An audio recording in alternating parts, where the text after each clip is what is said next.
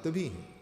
धर्म धुरंधर गुण निधि ज्ञानी, हृदय भगति मति सारंग पानी। सारंग पानी भगवान के चरणों में इनकी भक्ति भी है, ज्ञान भी है, भक्ति भी है, कर्म भी है। कर्म ज्ञान भक्ति का समन्वय ही पूर्णता। ऐसे श्री दशरथ जी महाराज, लेकिन इनको कोई संतान नहीं।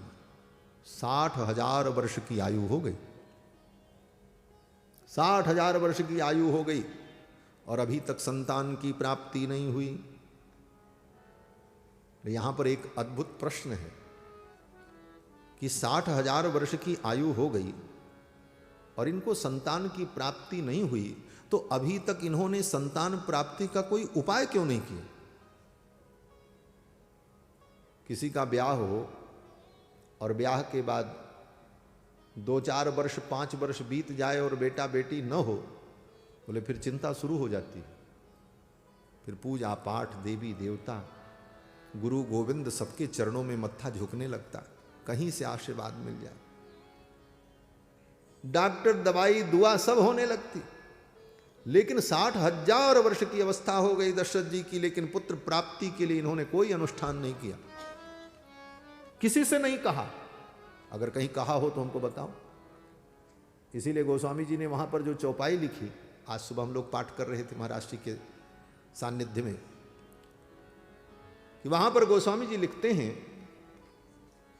कि एक बार भूपति मन माही, भई गलानी मोरे सुतना। एक बार, पहली बार, इसके पहले कभी नहीं हुआ। कभी सोचा ही नहीं दशरथ जी ने कि हमको पुत्र नहीं है, बेटा नहीं।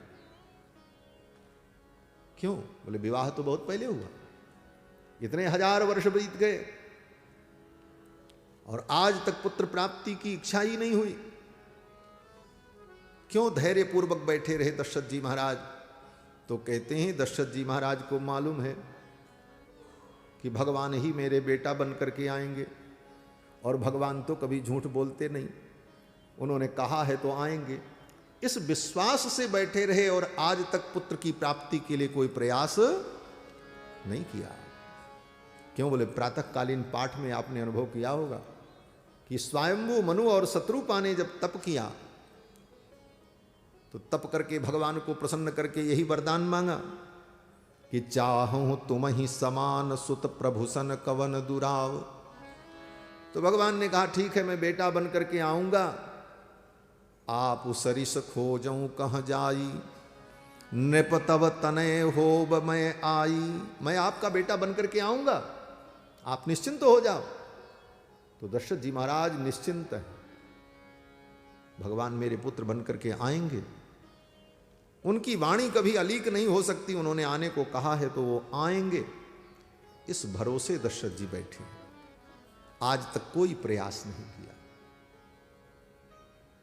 और दूसरा कारण, बोले भगवान के भरोसे ये बैठे तो हैं, तो फिर भगवान को आना चाहिए था, भगवान अभी तक आए क्यों नहीं? अब भगवान के ऊपर प्रश्न होगा। जब वचन दिया था तो भगवान को आना चाहिए, भगवान क्यों नहीं अभी तक आए? और दशरथ जी को अभी तक पुत्र की प्राप्ति क्यों नहीं हुई? बोले पुत्र की प्राप्ति इसलिए भी नहीं हुई कि दशरथ जी महाराज बहुत बड़े पुण्यात्मा हैं। पुत्र न प्राप्त होने में अभी तक इनको संतान की प्राप्ति नहीं हुई, इसमें एक कारण इनका पुण्य भी है। पुण्य क्यों है? ये तो हमने आज तक सुना था कि पाप के कारण, दोष के कारण संतान की प्राप्ति नहीं होती, और दशरथ जी को पुण्य के कारण पुत्र की प्राप्ति नहीं हो रही। क्यों? बोले दशरथ जी महाराज इतने बड़े पुण्यात्मा हैं कि ऐसे पुण्यात्मा का पुत्र बनने की योग्यता ब्रह्मांड के किसी जीव में थी ही नहीं कि कोई उनका पुत्र बन सके। किसी पुण्यात्मा के घर में पुत्र बनकर के आने की योग्यता भी तो किसी में हो। ऐसे पवित्र कुल में साधारण लोग नहीं पैदा होते महाराज। सुचि नाम श्रीमताम गेहे योग भ्रष्टो विजायते। ऐसे पवित्र कुल में तो कोई योगी, कोई महापुरुष पैदा होता। ब्रह्मा जी ने देखा पूरे ब्रह्मांड में अनंत अनंत जीवों में किसी जीव के अंदर ऐसा पुण्य संचय नहीं था जो दशरथ जी का पुत्र बनने की योग्यता रखता। इसीलिए ब्रह्मा जी खोजते खोजते थक गए, कोई पुण्यात्मा जीव मिला नहीं जिसको दशरथ जी का बेटा बना करके ब्रह्मा जी भेजते। पुत्र की प्राप्ति में दशरथ जी का पुण्य ही बाधक बन करके मानो बैठे। अब जब कोई पुण्यात्मा नहीं मिला तब भगवान को ही पुत्र के रूप में आना पड़ा। बोले भगवान से बड़ा कौन हो? समस्त पुण्यों के फल जो हैं भगवान, वो भगवान स्वयं पुत्र बन करके आ रहे हैं। बोले अभी तक आए क्यों नहीं? वचन दिया था, आना चाहिए। बोले भगवान आने को तैयार है और दशरथ जी महाराज को मालूम भी है, लेकिन ये 60,000 वर्ष का विलंब क्यों हुआ? बोले इसलिए विलंब हुआ कि भगवान ने सोचा कि अगर मैं ऐसे ही चला जाऊं और इनका मैं पुत्र बन जाऊं तो संसार में गुरु की मर्यादा ही समाप्त हो जाएगी। फिर तो संसार में यह सिद्ध हो जाएगा कि गुरु के कृपा के बिना भी भगवान को पाया जा सकता है। गुरु की मर्यादा टूट जाएगी। मैं इनको पुत्र के रूप में प्राप्त होऊंगा, लेकिन तब बोले जब गुरु जी की कृपा इन पर एक बार हो जाए, कोई बहाना बन जाए, तब मैं इनका बेटा बन करके आ जाऊं। भगवान तो बहाना ढूंढ रहे थे। एक बार ये अपने गुरु जी से कह दें कि गुरुदेव आप कृपा करो, मुझे संतान नहीं, फिर तो मैं तो बैठा हूं चलने के लिए। इसीलिए भगवान आज तक नहीं आए। 60,000 वर्ष हो गए। बोले तो फिर दशरथ जी ने गुरु जी से कहा क्यों नहीं? गुरुदेव वशिष्ठ तो रोज मिलते थे, दरबार में ही वशिष्ठ जी रहते थे। कभी भी वशिष्ठ जी से कह सकते थे दशरथ जी महाराज, गुरुदेव आप त्रिकालज्ञ हैं, सर्वज्ञ हैं और आपकी संकल्प शक्ति से सब कुछ संभव है, आप कृपा करो मुझे संतान की प्राप्ति हो। लेकिन कभी दशरथ जी महाराज ने गुरुदेव से कहा ही नहीं। और जब तक कोई अपने से न कहे और जिज्ञासा न करे तब तक उसके कल्याण का उपाय बताना भी नहीं चाहिए। हाँ, नियम। श्री मनु जी महाराज मनुस्मृति में कहते हैं, ना पृष्ठ कस्यचिन ब्रूयान न चान्यायेन पृक्षतः जानन्नपि मेधावी जड़वल लोक आचरेत। मनु जी महाराज कहते हैं कि ना पृष्ठ कस्यचिन ब्रूयान, जब तक कोई तुमसे पूछे ना तब तक मत बताओ, चुपचाप बैठे रहो। वशिष्ठ जी सब कुछ जानते, लेकिन दशरथ जी ने पूछा नहीं तो वशिष्ठ जी ने कहा नहीं। इसीलिए भगवान शंकर तो अनादिकाल से भगवान के कथा के मर्मज्ञ हैं। और पार्वती जी, बोले पार्वती जी भगवान की सनातन प्रिया हैं, लेकिन भगवान शंकर ने पार्वती जी को तब तक कथा नहीं सुनाई जब तक पार्वती जी ने पूछा नहीं। पूछे हो रघुपति कथा प्रसंगा सकल लोक जग पावनी गंगा, तब सुनाया। सुखदेव जी महाराज ने भी राजा परीक्षित को कथा तब सुनाई जब परीक्षित ने पूछा, अतः पृच्छामि संसिद्धिम योगिनाम परमम गुरु। हे योगियों के परम गुरु, मैं आपसे पूछता हूं, पुरुषस्य यत् कार्यम म्रियमाणस्य सर्वथा, एक सर्वथा म्रियमाण प्राणी को क्या करना चाहिए, यह प्रश्न किया। तब सुखदेव जी ने सुनाया। दशरथ जी महाराज ने कभी पूछा ही नहीं, तो गुरुदेव वशिष्ठ ने कोई उत्तर नहीं दिया। वशिष्ठ जी भी ऐसे ही रहे, चलता रहा। 60,000 वर्ष बीत गए। एक दिन मां अरुंधति ने गुरुदेव वशिष्ठ से कहा, मुनिवर आपके जैसे विद्वान तपस्वी सर्वज्ञ आचार्य को प्राप्त करके, गुरु को प्राप्त करके आज तक महाराज दशरथ को पुत्र सुख की प्राप्ति नहीं। क्या आपकी कृपा में कोई कमी रह गई? आपके अनुग्रह में कोई कमी रह गई? तो गुरुदेव वशिष्ठ मुस्कुराने लगे और गुरुदेव वशिष्ठ ने कहा, देवी मेरी कृपा में, मेरे अनुग्रह में कोई कमी नहीं। और महाराज दशरथ को लाल की प्राप्ति तो होगी, लेकिन लाल की प्राप्ति की लालसा तो उनके मन में उत्पन्न हो। लाल जी तो आने के लिए तैयार बैठे हैं, लेकिन लालसा तो उत्पन्न हो।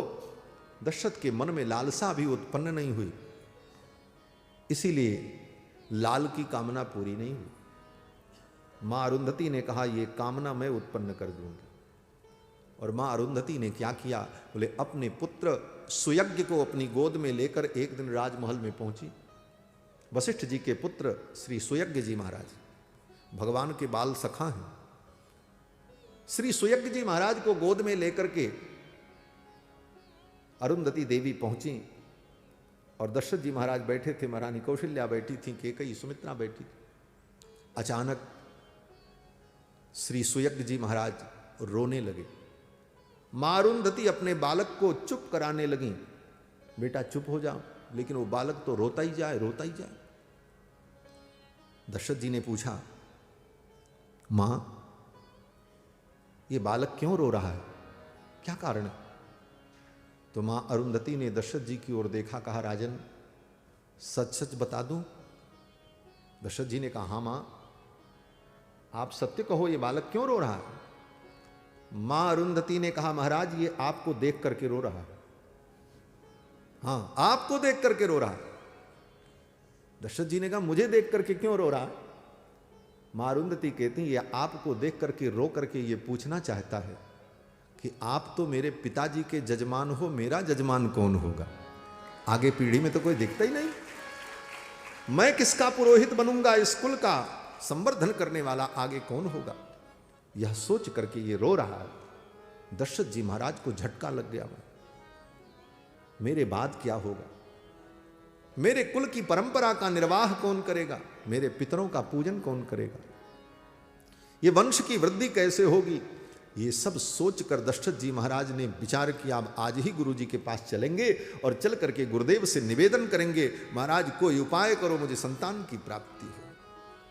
और दशरथ जी महाराज उठ करके चल पड़े। गोस्वामी जी महाराज कहते, एक बारी भूपति मन माही, भय गलानी मोरे सुत नाही।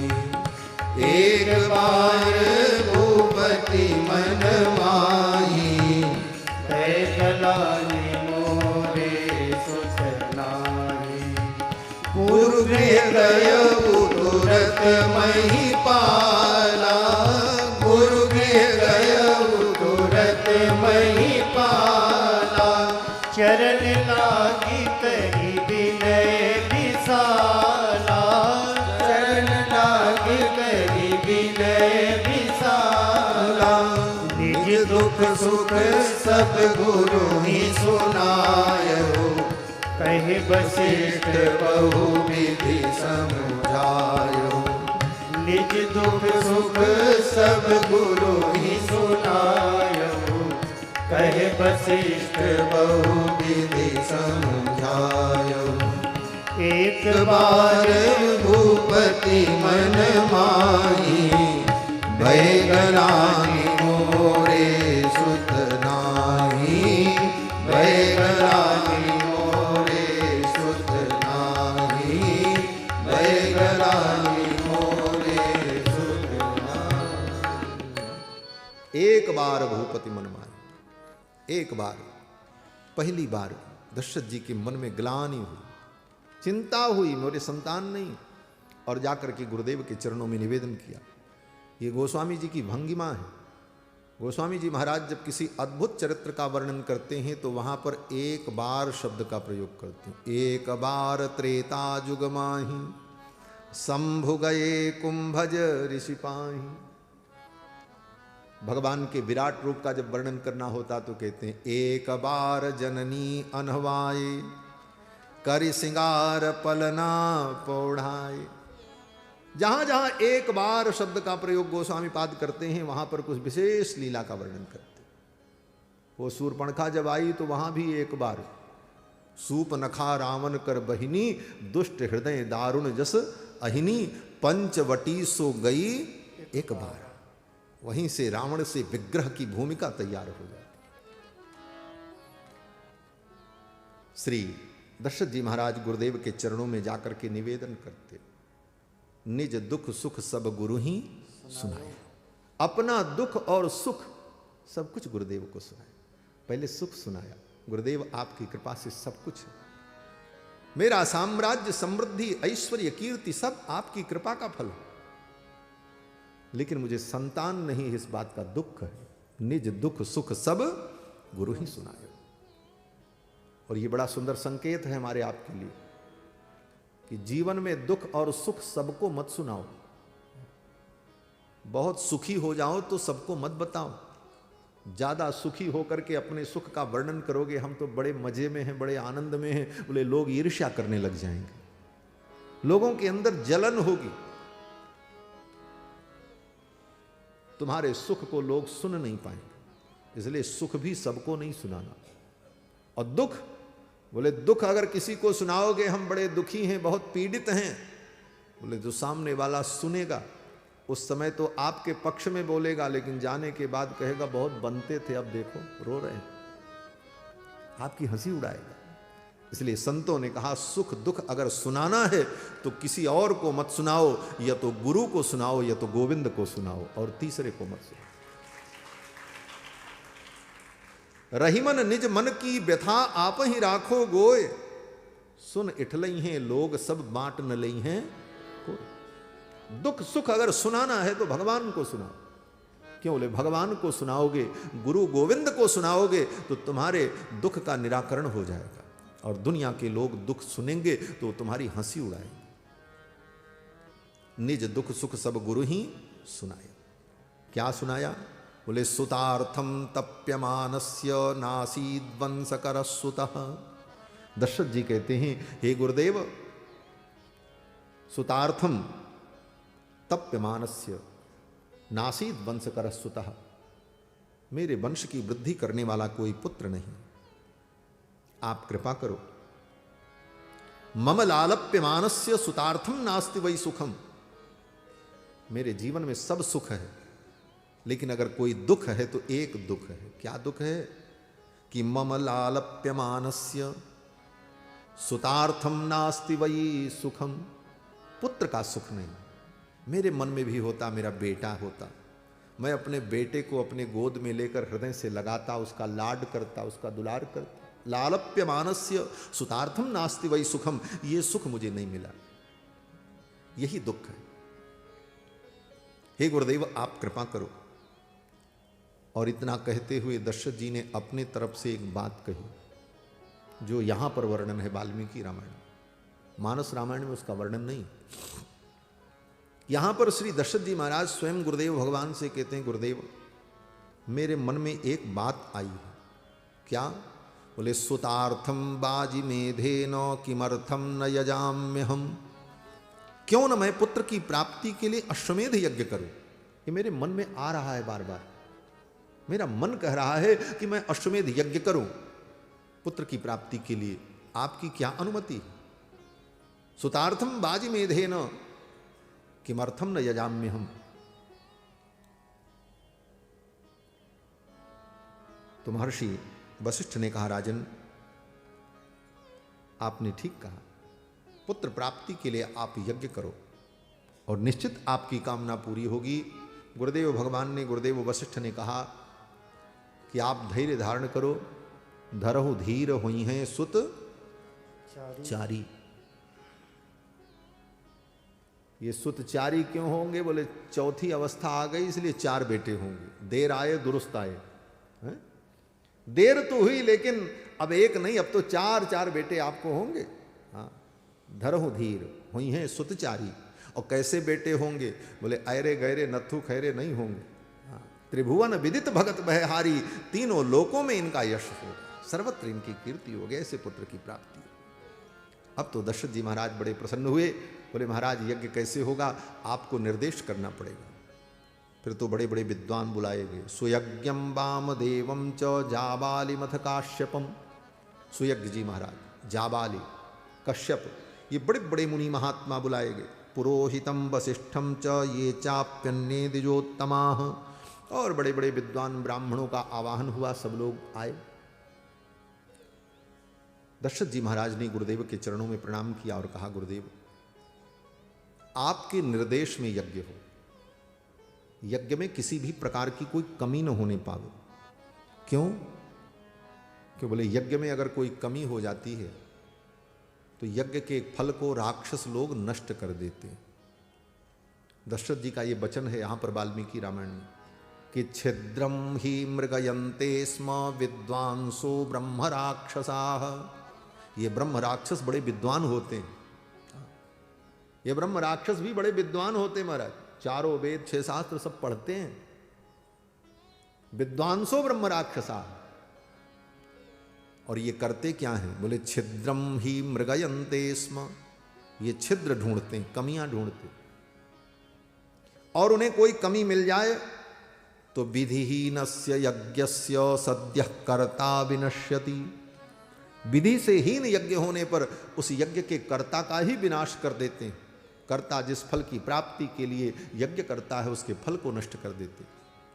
इसलिए हे गुरुदेव, आपके निर्देश में यज्ञ हो, किसी भी प्रकार का कोई विधि का लोप न हो, जिससे हमें मनोवांछित फल की प्राप्ति हो, आपके निर्देश में यज्ञ हो। ये राक्षस बड़े विद्वान होते महाराज। हमारे पूज्य गुरुदेव भगवान कहते थे, आप यज्ञ करो, कोई भी अनुष्ठान पूजा करो, तो देवता को तो बुलाना पड़ता है। गंगणपतये नमः, गणपतिम आवाहयामि स्थापयामि, तब गणेश जी आएंगे। गौर्यै नमः, गौरीम आवाहयामि। लेकिन ये राक्षस, बोले राक्षसों को बुलाना नहीं पड़ता, ये बिना बुलाए आ जाते, ये पहले से आ जाते। कैसे? बोले जैसे कहीं भंडारा हो, बहुत बड़ा भोजन का भंडारा हो, भोजन बनने लग जाए, तो भंडारे का निमंत्रण जिसको दिया गया वो तो बाद में आएंगे जब दिन तैयार होगा, लेकिन भोजन बनते समय उसकी महक देख करके कुत्ते पहले ही चले आते हैं, सू करके आ जाते हैं, बोले कुछ बन रहा, खाने को मिलेगा। तो देवता को तो बुलाना पड़ता, लेकिन राक्षस तो बिना बुलाए आ जाते महाराज। और आते किस लिए हैं? बोले यज्ञ की कमी ढूंढने के लिए, कहीं कमी मिल जाए, कोई छिद्र मिल जाए तो मैं इस फल को नष्ट कर दूं। और विधि कर्मकांड में यही एक अद्भुत बात होती। कर्मकांड में अगर विधि का लोप हो गया तो फल विपरीत हो जाता है। इसलिए कर्मकांड में, यज्ञ याग आदि कर्म में विधि का संपूर्ण पालन करने का प्रयास करना चाहिए। कोशिश करनी चाहिए कि संपूर्ण विधि का पालन हो। और कहीं अगर कोई विधि छूट गई भूल चूक से, तो अंत में इसीलिए प्रार्थना की जाती है, यशस्मृत्याच नामोक्त्या तपो यज्ञ क्रियादिषु न्यूनम संपूर्णताम याति सद्यो वंदे तमच्युतम। भगवान अच्युत को हम प्रणाम करते हैं, जिससे हमारे कर्म की न्यूनता पूर्णता में परिणत हो जाए। क्यों? बोले विधि से हीन कर्म होगा तो फल विपरीत हो जाए। भागवत में कथा है, त्वष्टा महर्षि ने यज्ञ किया, संकल्प किया इंद्र शत्रु का प्रादुर्भाव हो जो इंद्र को मार दे, लेकिन मंत्र का उच्चारण करते समय एक स्वर बदल गया। एक स्वर की अशुद्धि का परिणाम ये हुआ कि वृत्रासुर पैदा तो हुआ, लेकिन इंद्र को नहीं मार पाया, इंद्र ने ही वृत्रासुर को मार दिया। महर्षि पतंजलि अपने भाष्य में इसको उद्धृत करते हैं कि स्वरतो वर्णतो मिथ्या प्रयुक्तो न तमर्थमाह सवाग वज्रो जजमानम हिनस्ति यथेन्द्र शत्रु स्वरतो अपराधा। एक स्वर के अपराध के कारण इंद्र शत्रु वृत्रासुर मारा गया। कहीं भी यज्ञ में विधि का लोप हो जाए तो फल विपरीत हो जाता। महाराज श्री दशरथ के कुल में एक राजा हुए बहुत पहले, जिनका नाम महाराज युवनाश्व था। बड़े प्रतापी राजा थे। पुत्र की प्राप्ति के लिए उन्होंने यज्ञ किया और यज्ञ में, यज्ञ मंडप में शयन कर रहे थे। और नियम था कि यज्ञ मंडप में रात्रि में शयन करते समय अगर प्यास लगे तो बाहर का पानी नहीं पीना है, वहीं पर एक कलश में जल रखा जाता था पीने के लिए।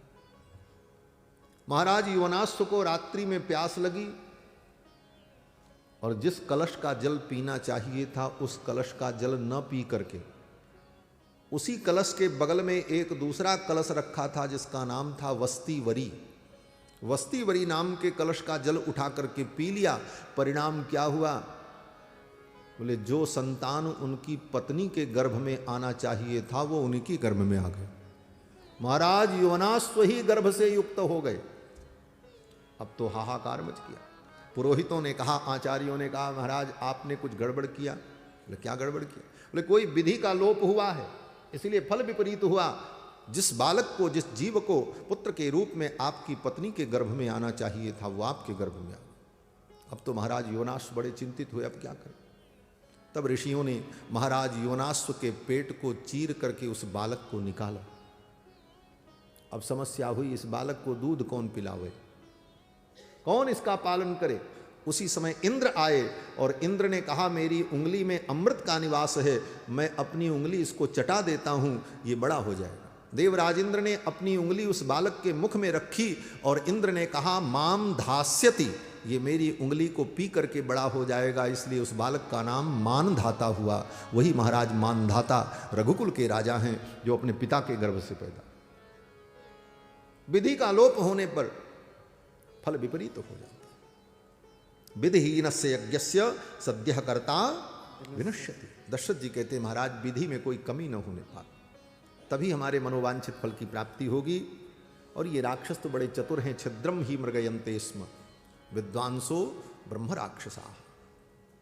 ये ब्रह्म राक्षस है और ये बड़े विद्वान है। विद्वान होना मतलब साक्षर होना। हमारे गुरुदेव का ये शब्द है, उनके भाव हैं कि विद्वान होने का मतलब साक्षर होना, और साक्षर होकर के व्यक्ति अगर विपरीत आचरण करे तो क्या होगा, बोले राक्षस हो जाएगा। साक्षर का उल्टा क्या होता है, राक्षस ही होता है। विद्वांसो ब्रह्म राक्षसा। इसलिए विद्वान होना बहुत बड़ी बात नहीं है, विद्वान होने के साथ सरस और विनम्र होना बहुत बड़ी बात है। विनम्रता और सरसता नहीं आई तो वह विद्वान राक्षस हो जाता है। विद्वान का मतलब क्या है, बोले जो दूसरे की कमियों को दूर कर दे। विद्वान होने का मतलब है कि सामने वाले के अंदर कमी है तो उसकी कमी को दूर करके उसे पूर्ण कर दे, वो विद्वान। और जो केवल जीवन भर दूसरों की कमियां ही देखता रहे वो कौन है, बोले वो राक्षस। विद्वांसो ब्रह्म राक्षसा। वे विद्वान जो केवल दूसरों की कमियों को देखकर उन्हें अपमानित करते रहते हैं, अपनी विद्या और वैदुष्य के बल पर अभिमान के कारण वो कौन है, बोले वो राक्षस के समान हैं, क्योंकि उनको केवल कमियां ही दिखती। छिद्रम ही मृगयन्ते स्म विद्वांसो ब्रह्म राक्षसा। दशरथ जी ने कहा गुरुदेव किसी भी प्रकार की कोई कमी न हो और यज्ञ पूर्ण हो। गुरुदेव वशिष्ठ ने निर्देश दिया, सरजू जी के उत्तर तट पर यज्ञशाला का निर्माण हुआ। सरज्वाश्चोत्तरे तीरे यज्ञ भूमिर्विधीयताम। अयोध्या में यज्ञ नहीं हुआ, अयोध्या से बाहर सरयू जी के उस पार उत्तर की तरफ मनोरमा नाम की एक नदी है। उसी मनोरमा नदी के तट पर सरयू और मनोरमा के मध्य का जो भूभाग था वहीं पर अश्वमेध यज्ञ का आयोजन हुआ। और इसकी तैयारी जब होने लगी तो सुमंत्र जी महाराज जो दशरथ जी के महाआमात्य हैं, सुमंत्र जी वहीं बगल पर खड़े थे। सुमंत्र जी ने दशरथ जी को किनारे बुलाया और कहा महाराज एक बात मैं कहना चाहता हूं। क्या बात? सुमंत्र जी ने कहा राजन आज मुझे एक घटना याद आ गई। बोले क्या घटना? सुमंत्र जी कहते हैं राजन आज से बहुत वर्ष पूर्व मुनियों की सभा में आपको लेकर के एक चर्चा हुई थी और सभी मुनि महात्मा चर्चा कर रहे थे कि दशरथ जी को पुत्र की प्राप्ति कब होगी। ये चर्चा एक बार मुनियों की सभा में हुई थी और उस सभा में भगवान सनत कुमार बैठे हुए थे। तो भगवान सनत कुमार ने कहा कि जब राजा दशरथ के मन में अश्वमेध यज्ञ करने की इच्छा उत्पन्न होगी तो समझ लेना पुत्र प्राप्ति का समय आ गया। सनत कुमारो भगवान पूर्वम कथितवान कथाम। भगवान सनत कुमार ने यह कथा कही थी और भगवान सनत कुमार ने यह भी कहा था कि जब दशरथ जी महाराज को पुत्र की प्राप्ति के लिए अश्वमेध यज्ञ करने की इच्छा होगी तो अश्वमेध यज्ञ कराने के लिए श्रृंगी महर्षि आएंगे और वो जब यज्ञ कराएंगे तब उन्हें पुत्र की प्राप्ति होगी। तो हे राजन आपके मन में अश्वमेध यज्ञ करने की इच्छा हुई है तो अब श्रृंगी ऋषि को भी बुलाया जाना चाहिए, क्योंकि भगवान सनत कुमार ने कहा था। फिर तो श्री दशरथ जी महाराज अपनी तीनों रानियों को लेकर और कुछ सैनिक को सेना को लेकर अनेक उपहार की वस्तुओं को लेकर दशरथ जी महाराज ने अयोध्या से अंगदेश की यात्रा की। किसी दूत को नहीं भेजा कि जाओ श्रृंगी ऋषि को बुला ले आओ, जबकि श्रृंगी ऋषि इनके संबंधी हैं। श्रृंगी ऋषि जामाता हैं दशरथ जी के, लेकिन किसी दूत को नहीं भेजा, स्वयं बुलाने के लिए जाते। और दशरथ जी महाराज अपनी तीनों रानियों को लेकर के अंग देश गए। यहाँ पर महर्षि वाल्मीकि ने महाराज श्रृंगी के चरित्र का वर्णन किया। महर्षि श्रृंगी विभांडक महर्षि के पुत्र हैं और विभांडक महर्षि कश्यप के पुत्र हैं।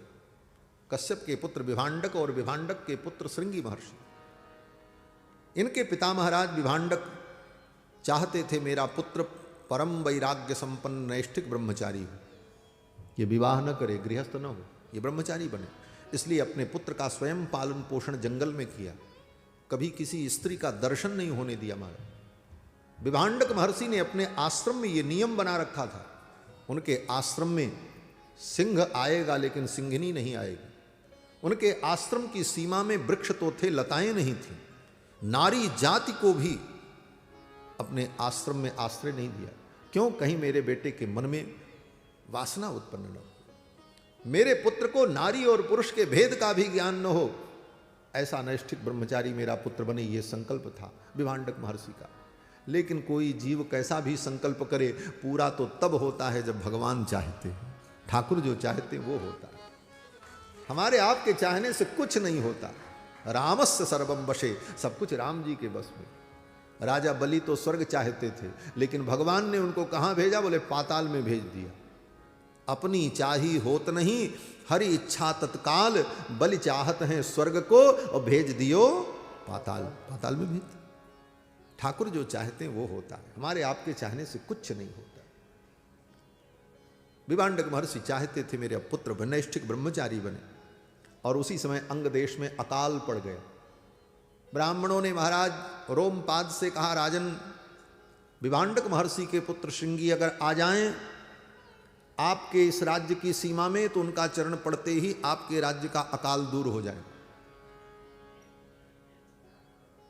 महाराज रोमपाद ने कहा, विभांडक महर्षि अपने पुत्र श्रृंगी को कहीं जाने नहीं देते, उनके आश्रम में कोई जा नहीं सकता, तो उनका आना तो असंभव है। ब्राह्मणों ने कहा, तो फिर आपके राज्य का अकाल भी समाप्त नहीं होगा। एक ही उपाय है, श्रृंगी महर्षि आपके राज्य में आ जाए। महाराज रोमपाद ने घोषणा की, जो व्यक्ति किसी भी प्रकार से श्रृंगी महर्षि को मेरे राज्य की सीमा में लेकर के आएगा, मैं उसे अपना आधा राज्य दे दूंगा, वो जो मांगेगा वो दूंगा। कोई तैयार नहीं हुआ। गणिकाएं तैयार हो गई। नर्तकियों ने, गणिकाओं ने कहा, महाराज ये कार्य मैं करूंगी, लोक मंगल के लिए, लोक कल्याण के लिए। और गणिकाएं सुंदर नाव तैयार करके उस नाव में विभिन्न प्रकार की भोजन सामग्रियों को और फलों को, मिठाइयों को रखकर नदी के मार्ग से धीरे धीरे चलकर उस स्थान पर पहुंच गई जहां पर श्रृंगी महर्षि का आश्रम था, विभांडक महर्षि का। दूर दूर से उन्होंने पता लगाया कि विभांडक महर्षि आश्रम के बाहर कब जाते हैं। कंदमूल फल लेने के लिए, समिधा लेने के लिए, कुछ लेने के लिए तो जाना पड़ता हो, बेटे को तो भेजते नहीं, तो स्वयं जाते होंगे। और जब वो बाहर जाएंगे तभी अवसर मिलेगा उनके पुत्र से मिलने का। उन गणिकाओं ने दूर दूर से सब कुछ पता लगाया, और जब एक दिन विभांडक महर्षि समिधा और फल इत्यादि लेने के लिए अपने आश्रम से बाहर गए, तो गणिकाएं धीरे से उनके आश्रम में पहुंच गई।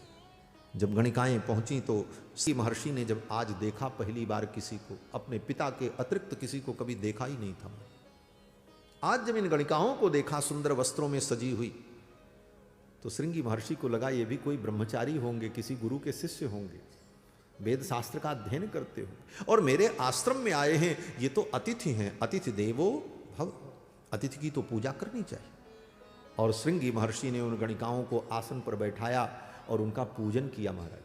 और गणिकाएं बैठ गईं और श्रृंगी महर्षि पूजा करने लगे। गणिकाएं तो मन में घबरा रही थीं बेचारी कि ये इतने बड़े महात्मा और हमारी पूजा कर रहे हैं, लेकिन उनको तो अपने कार्य का साधन करना था। श्रृंगी महर्षि ने पूजन किया। इदम अर्घ्यम इदम पाद्यम इदम मूलम फलंचनः, अर्घ्य समर्पण किया, पाद्य समर्पण किया, पूजन किया। और पूजा समर्पण करने के बाद श्रृंगी महर्षि ने पूछा, आप किसके शिष्य हो? श्रृंगी महर्षि को तो लगा ये भी किसी गुरु के शिष्य होंगे, वेद वेद पढ़ते होंगे। स्त्री पुरुष का भेद तो उनको मालूम नहीं था कि ये स्त्री हैं कि पुरुष हैं। और पंडित का तो यही लक्षण है, आत्मोत्सव भूतानि यह पश्यत स पंडितः, जो अपने समान ही सबको समझे वही पंडित। तो श्रृंगी महर्षि भी तो ऐसे ही थे। श्रृंगी महर्षि ने कहा, आप किन गुरु के शिष्य हैं? तो गणिकाएं क्या बताती? तो गणिकाओं ने बहाना ढूंढ लिया। गणिकाओं ने कहा, आत्मनाम गुरोर्नाम नामाति कृपणस्य च। अपना नाम और अपने गुरु का नाम नहीं लेना चाहिए, तो मैं अपने गुरु का नाम कैसे बताऊं? आत्मनाम गुरोर्नाम नामाति कृपणस्य च श्रेयस्कामो न गृह्णीयात् ज्येष्ठापत्य कलत्रयोः। मनु जी महाराज मनुस्मृति में कहते हैं कि अपना नाम और अपने गुरु का नाम और अपने ज्येष्ठ पुत्र का नाम और अपनी पत्नी का नाम और पत्नी को अपने पति का नाम नहीं लेना चाहिए। श्रेयस कामो न गृह्णीयात्। गणिकाओं ने कहा मैं कैसे नाम लूं अपने गुरु का? बोले अच्छा कोई बात नहीं, तो ये बताओ आप कौन से वेद को पढ़ती हो? आप कौन से वेद को पढ़ते हो? तो गणिकाओं ने कहा हम तो साम वेद का अध्ययन करते हैं, हमारा वेद साम वेद है। फिर तो बड़ी वार्ता हुई। फिर उन गणिकाओं ने सुंदर सुंदर मिठाइयाँ खिलाई महाराज श्रृंगी महर्षि को, रसगुल्ला दिया, कहा खाओ। श्रृंगी महर्षि ने कहा ये कौन सा फल है, क्योंकि कभी रसगुल्ला तो खाया ही नहीं था महाराज श्रृंगी महर्षि, जंगल में रहे। तो गणिकाओं ने कहा ये बड़ा अद्भुत फल है। लेकर के जब खाया महाराज, तो श्रृंगी महर्षि ने कहा इसमें छिलका भी नहीं है, गुठली भी नहीं है, ये तो बड़ा अद्भुत रसमय फल है। बोले ये हंसने के लिए मैं नहीं कह रहा हूं। महर्षि वाल्मीकि लिखते हैं कि मोदकान प्रददुस तस्मयी, मोदक, लड्डू, रसगुल्ला, ये सारी मिठाइयाँ जब उन गणिकाओं ने उनको दिया तो भक्ष्यांश्च विविधान शुभान, अनेक प्रकार के सुंदर भक्ष मिठाइयों को जब खाया श्रृंगी महर्षि ने, तो तानि चास्वाद्य तेजस्वी फलानीति स्म मन्यत। उनको लगा कि ये कोई फल होगा। श्रृंगी महर्षि ने कहा ये फल कैसे पेड़ में होता है, ये तो हमारे यहाँ नहीं होता, हमने तो ऐसा फल कभी देखा नहीं। गणिकाओं ने कहा हमारे देश में ऐसे पेड़ होते हैं, ऐसे फल वहाँ लगते हैं। बोले अच्छा तो आपका देश बड़ा अच्छा होगा, हमको भी दिखाओ। गणिकाओं ने कहा चलो। बस श्रृंगी महर्षि को बुलाया और नाव में बैठा लिया। नाव में बैठा करके लंगर खोल दिया, धारा में नाव बहने लगी और सुंदर गीत संगीत सुनाती हुई गणिकाएं श्रृंगी महर्षि को लेकर के महाराज अंग देश के राजा रोमपाद के राज्य की सीमा में आ गईं। और इधर महाराज रोमपाद ने पूरी तैयारी कर रखी थी। नदी के तट पर सुंदर मखमल के पावड़े बिछाए गए थे। ब्रह्मचारी लोग वेद पाठ करने के लिए श्रृंगी महर्षि का स्वागत करने के लिए तैयार खड़े थे। नाव का आकर के जब तट पर लगी, महाराज रोमपाद ने श्रृंगी महर्षि के चरणों में पुष्पांजलि अर्पित की और श्रृंगी महर्षि नावका से उतर करके ज्यों ही अंगदेश की भूमि में अपने चरण को रखते हैं, उसी समय मेघमालाएं आ गईं और देखते देखते झरझर झरझर वर्षा होने लगी। महाराज सारा अकाल दूर हो गया। और फिर महाराज रोमपाद ने अपनी बेटी शांता जी का दान कर दिया, ब्याह कर दिया उनसे। पिताजी चाहते थे ब्रह्मचारी बने और यहाँ तो ब्याह हो गया महाराज। श्रृंगी महर्षि का ब्याह कर दिया जो है रोमपाद ने अपनी बेटी शांता के साथ। विभांडक महर्षि जब आए तो पता लगा उनको मेरे बेटे का अपहरण हो गया। और अपहरण ही नहीं हुआ, अपहरण करके विवाह करा दिया महाराज। ये बड़ी पुरानी परंपरा है। आज भी बिहार प्रांत में आप चले जाओ, जो बिहार में गए होंगे जाने होंगे उनको पता होगा, बिहार में आज भी ऐसा होता है। कोई दुल्हा बहुत अच्छा लग जाए तो कन्या पक्ष के लोग उसका अपहरण कर लें और ले जाकर के ब्याह कर देते हैं। आज भी होता है। हमारे संगीत टीम में एक मामा जी बैठे हुए, यारगन जो बजाते हैं, इनको सब मामा जी कहते हैं हमारी टीम में। क्यों? बोले ये मिथिला के हैं, इनका भी ब्याह ऐसे हुआ था, ये बताते सब उठा ले गए। सही बात है, हंसने के लिए नहीं कह रहे हैं। तो अपहरण कर लिया महाराज, ब्याह कर दिया। विभांडक महर्षि ने देखा, बड़े क्रोधित हुए, बोले अब चल करके शाप दे देंगे। सब डरे हुए थे, विभांडक महर्षि शाप देंगे तब तो सब गड़बड़ हो जाएगा। ब्राह्मणों से युक्ति पूछी, कोई उपाय बताओ विभांडक महर्षि के क्रोध से बचने का उपाय क्या? महर्षियों ने कहा बरबधू को सजा करके श्रृंगार करके इनको तैयार रखो, विभांडक महर्षि आवे तो दोनों को चरणों में प्रणाम करा देना। विभांडक महर्षि बड़े क्रोध में आए, आज मैं राजा को शाप दे दूंगा। अपने पुत्र पर भी क्रोधित हुए थे, लेकिन ज्यों ही विभांडक महर्षि आए तो श्रृंगी महर्षि और शांता बरबधू दिव्य जोड़ी, विवाह के साज सज्जा से सुसज्जित, दोनों ने जब विभांडक महर्षि के चरणों में प्रणाम किया, ऐसी सुंदर जोड़ी को देखकर विभांडक महर्षि का क्रोध निर्गलित हो गया। विभांडक महर्षि ने कहा आप शाप देने का कोई मतलब नहीं है, अब तो इनको आशीर्वाद देना चाहिए। अपनी पुत्र वधू को आशीर्वाद दिया, सौभाग्यवती भव, और अपने पुत्र को आशीर्वाद दिया। और विभांडक महर्षि भगवान का स्मरण करते हुए तप करने के लिए ये श्रृंगी महर्षि सुमंत्र जी ने कहा इनको बुलाया जाए और तब इनके द्वारा यज्ञ होगा। दशरथ जी महाराज गए हैं और आदर पूर्वक सुमंत्र जी वो श्रृंगी महर्षि को लेकर के आए। 7 दिन तक अंग देश में महाराज दशरथ अपने परिजनों के साथ रहे, अपने मित्र महाराज रोमपाद के यहाँ। और 7 दिन जब बीत गया तब उन्होंने कहा कि हम किसी प्रयोजन से आए हैं, आपकी पुत्री शांता और आपके दामाद श्रृंगी महर्षि को हम लेने आए हैं, इनके द्वारा मेरे यज्ञ का संपादन हो। आदरपूर्वक महाराज रोमपाद ने अपनी बेटी और अपने जामाता को विदा किया है। श्रृंगी जी को और शांता जी को लेकर के दशरथ जी महाराज अयोध्या आए और श्रृंगी महर्षि के आने के कई दिन बाद, महीनों बाद यज्ञ प्रारंभ हुआ। क्यों?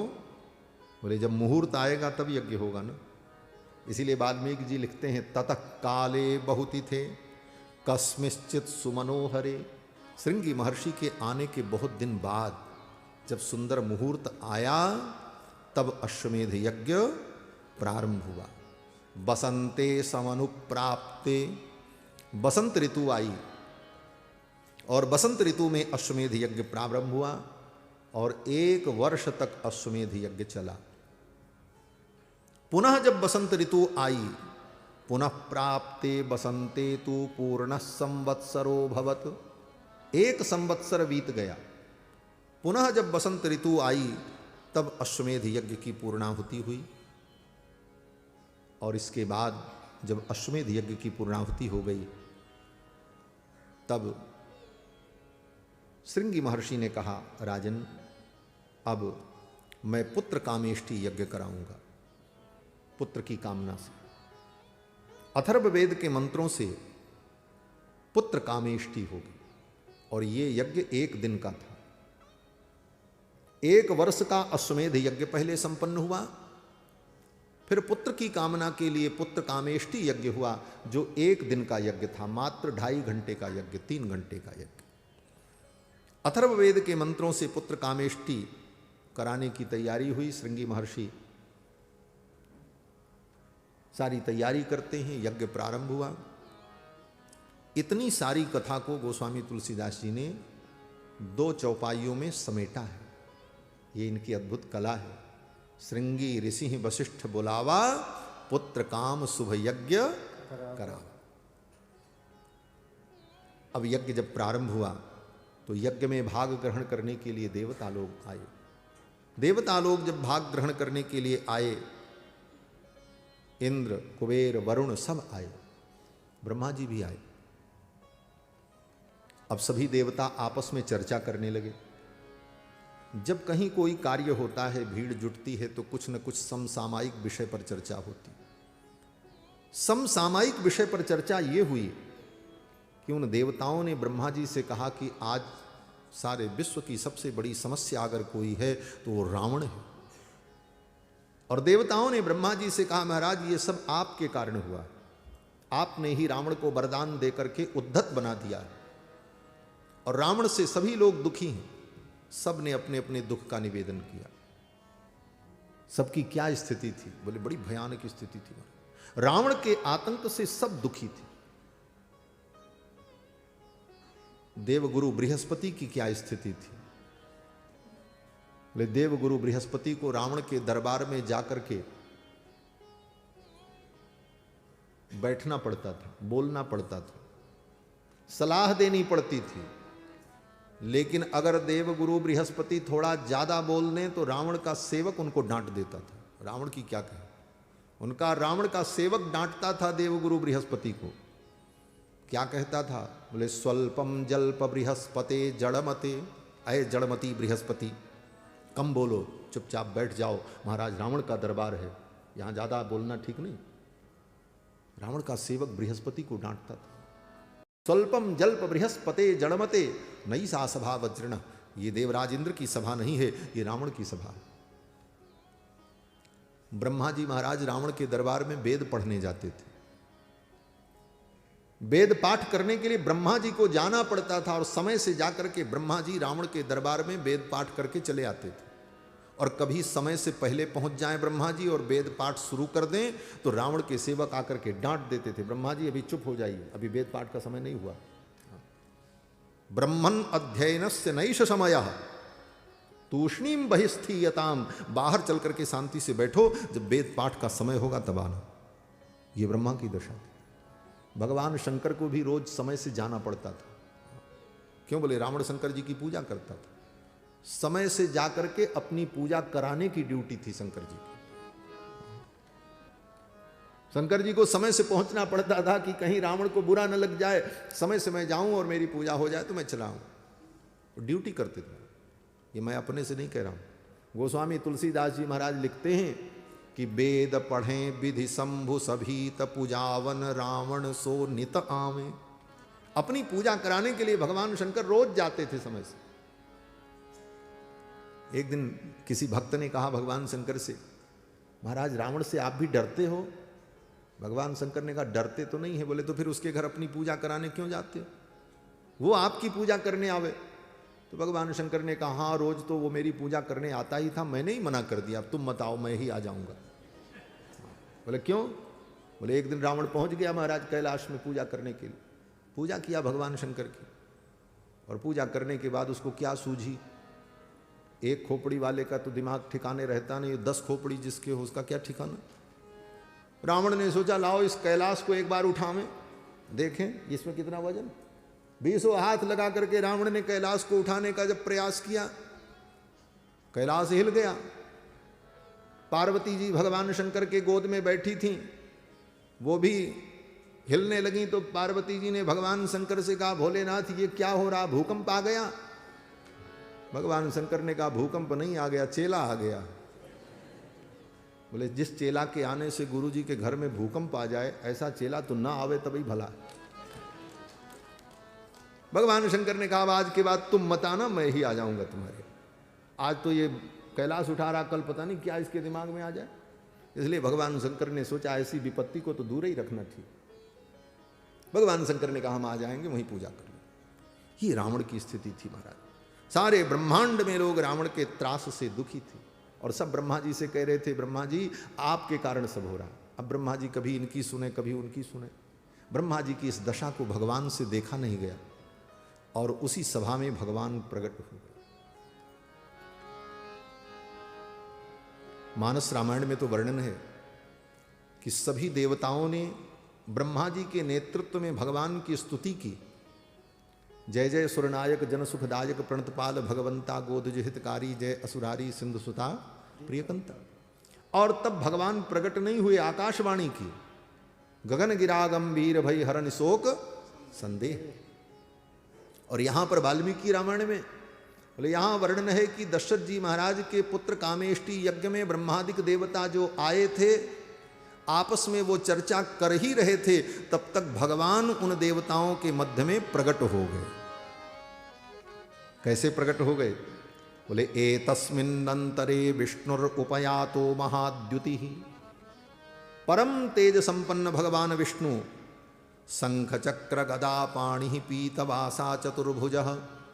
पीतांबर धारण किए हुए, शंख चक्र गदा पद्म धारण किए भगवान नारायण वैनतेयम समारोह्य अपने गरुड़ पर बैठ करके भगवान आ गए। सभी देवताओं ने, ब्रह्मादिक देवताओं ने भगवान को देखा और प्रणाम किया, स्तुति की। और देवताओं ने कहा महाराज हम आपसे प्रार्थना करते हैं आप रावण के वध का कोई उपाय करो, आपके द्वारा रावण का वध हो। तो भगवान ने कहा बस इसीलिए मैं आया हूं। भयम त्यजत भद्रम वो, आप लोग निर्भय हो जाओ, मैं अवतार लेने जा रहा हूं। बोले कहाँ अवतार लेंगे? बोले दशरथ जी यज्ञ कर रहे, मैं इनका बेटा बनने आया हूं। भगवान ने कहा आप लोग निर्भय हो जाओ, मैं रावण का वध कर दूंगा। भयम त्यजत भद्रम जो, आप निर्भय हो जाओ। हितार्थम युधि रावणम, आप लोगों के हित के लिए युद्ध में मैं रावण को मार दूंगा। ब्रह्मा जी ने कहा रावण को मार देने के बाद भी समस्या का समाधान नहीं होगा। बोले क्यों? बोले रावण से ज्यादा खतरनाक तो उसका बेटा है, उसके परिवार के लोग हैं। तो भगवान ने कहा सपुत्र पौत्रम सामात्यम, उसके पुत्र को, उसके पौत्र को, उसके आमात्य को, उसके सारे परिजनों को मैं मार दूंगा। सपुत्र पौत्रम सामात्यम समंत्रिज्ञाति बांधवम हत्वा कूरम दुराधर्षम देवर्षीणाम भयावह। देवर्षियों को भयभीत करने वाले रावण के संपूर्ण वंश का मैं उच्छेद कर दूंगा। पृथ्वी बगल में गऊ के रूप में खड़ी थी, कांप रही थी। पृथ्वी की ओर भगवान ने देखा और फिर भगवान ने कहा कि 10 वर्ष सहस्राणि 10 वर्ष सहस्राणि 10 वर्ष शतानि च वत्स्यामि मानुषे लोके पालयन पृथ्वीम इमाम। इस पृथ्वी का पालन करने के लिए मैं 11,000 वर्ष तक इस धरा पर रहूंगा और ये पृथ्वी जो रावण के आतंक से भयभीत है, मैं इसे प्रसन्न करूंगा, इसका पालन करूंगा। इतना सब कुछ कह करके भगवान अंतर्धान हुए और अंतर्धान होकर के कहाँ गए? बोले कहीं भगवान नहीं गए, यज्ञ चल रहा था, उसी यज्ञ कुंड में भगवान प्रविष्ट हो गए और तब तक यज्ञ कुंड से चरु लेकर के अग्नि देवता प्रकट हो गए। भक्ति सहित मुनि आहुति दीने, भक्ति सहित मुनि आहुति दीने, प्रगटे अग्नि चरु कर लीने, प्रगटे अग्नि चरु कर लीने। जो वशिष्ठ कछु हृदय विचारा, जो वशिष्ठ कछु हृदय विचारा, सकल काज भासिद्ध तुम्हारा, सकल काज भासिद्ध तुम्हारा। यह विबाट देहुन पजाई, विबाट देहुन पजाई। यथा जोग जय भाग बनाई, यथा जोग जय भाग बनाई। तब अदृश्य भय पावक सकल सबहि समुझाई, तब अदृश्य भय पावक सकल सबहि समुझाई। परमानंद मगन पे हरस न हृदय समाई, परमानंद मगन पे हरस न हृदय समाई। हाँ हरस न हृदय समाई, हाँ हरस न हृदय समाई। मानस रामायण में गोस्वामी जी महाराज वर्णन करते हैं, अग्नि देवता प्रकट हुए, प्रगटे अग्नि चरु कर लीने। और यहाँ वाल्मीकि रामायण में महर्षि वाल्मीकि वर्णन करते हैं, प्राजापत्य नाम का पुरुष प्रकट हुआ। प्राजापत्य नाम का पुरुष जो प्रकट हुआ, अपने हाथ में स्वर्ण के पात्र में पायस लेकर के प्रकट हुआ। दिव्य पायस संपूर्णाम पात्रीम पत्नी मिव प्रियाम। और उस पायस को प्राजापत्य पुरुष ने दशरथ जी को दिया और दशरथ जी महाराज ने उस पायस को अपनी तीनों रानियों को बांट करके दिया। बांटने के क्रम में भी अंतर है। श्रीमद् रामचरितमानस में यह क्रम वर्णन किया गोस्वामी जी ने कि आधा कौशल्या जी को दिया, आधा जो था उसका आधा केकई जी को दिया, और जो आधा बचा था उसके 2 हिस्से करके महारानी कौशल्या और महारानी केकई के हाथ से सुमित्रा जी को दिया। ये क्रम, इसको आप ऐसे समझो जैसे 16 आना पायस हो तो 8 आना कौशल्या जी को, 4 आना केकई जी को और 2-2 आना केकई और कौशल्या के हाथ से सुमित्रा जी को। ये गोस्वामी जी के हिसाब से।